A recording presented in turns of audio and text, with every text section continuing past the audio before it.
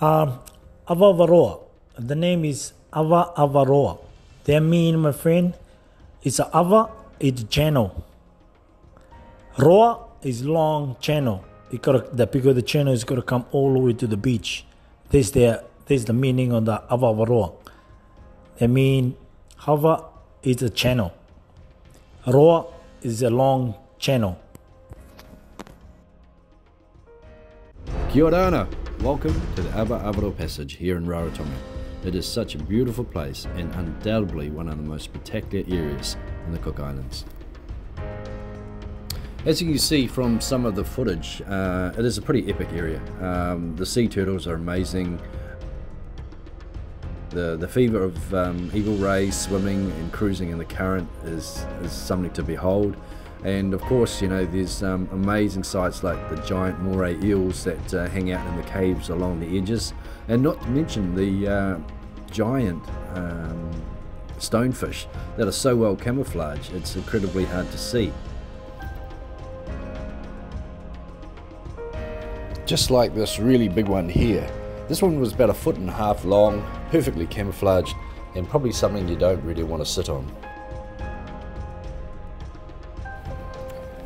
After swimming in this passage for almost 6 months, pretty much almost every day, because we loved it so much, I've really come to love the area, and I really hope the Cook Island government really puts some regulations in place to protect the turtles and the marine life that live here, and also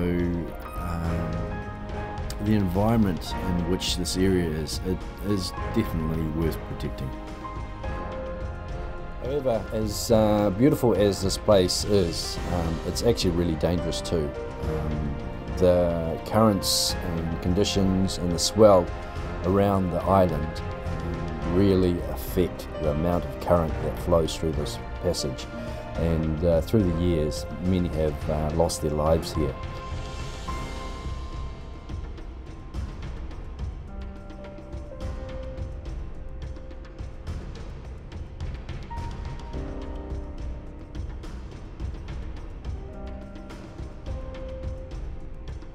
The Ava'avaroa Passage is located on the south coast of the island of Rarotonga. It's the largest of 5 on the island, and it stretches about 400 metres long from the shore to the entrance of the passage, about 50 metres at its widest and 25 metres at its deepest, all depending on the tide. The Ava'avaroa Passage was always revered by the Cook Islanders, and initially only a few brave locals used to go out fishing and diving in that area, as they knew when the conditions were safest.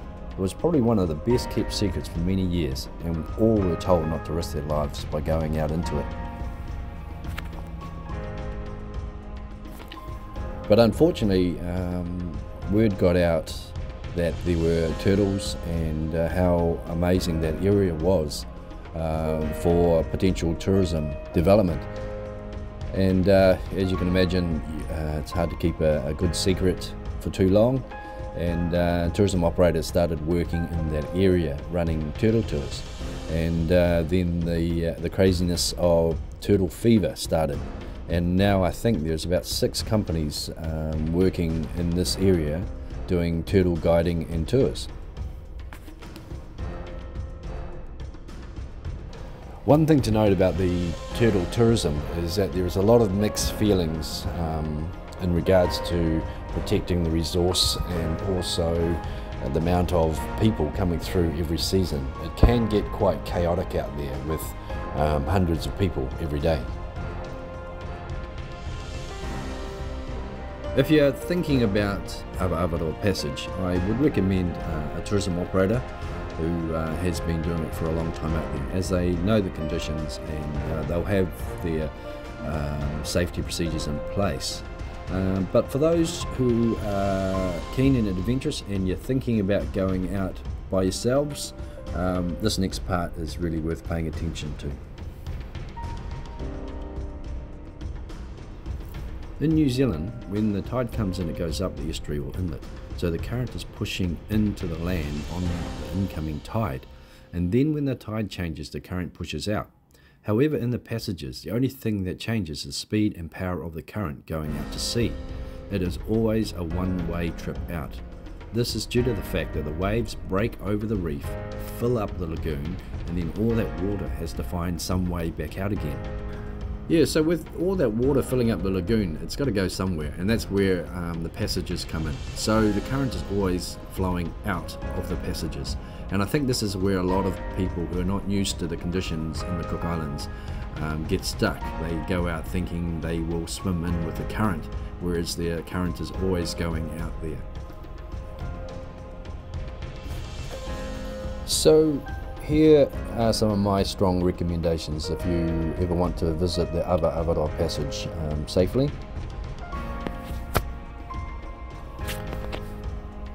Firstly, I think the golden rule is if there's nobody out in the passages, don't go out. This may be due to the fact that the locals and the tour companies know that it's very dangerous with those conditions, so they won't be running any trips. So if there's no one out there, don't go out there. The other really good advice is don't go out if you're not confident, and always go out with someone, and stay away from the mouth of the passage. As you can see in this footage, there's a lot of current out there, even on calm days. Another rule is if you're thinking of going out, make sure it's a calm day with very little swell. It's important that you don't go if there's big swells over the reef, as with big swells, more volume of water goes over the reef, filling up the lagoon, and all that water has to go somewhere. So the bigger swell usually indicates there's going to be a lot of current going out of those passages. Another really fantastic rule is go at low tide, as low tide means there's less current in the passages.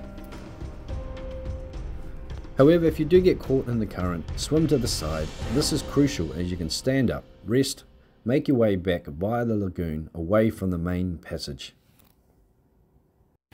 And importantly, respect the passage. It's beautiful and it's really worth protecting. So be careful what you take in there, limit your rubbish and your sunscreens, and yeah, give the locals the due to respect, because if things go wrong with you out there, it'll be the locals that ended up giving you a hand.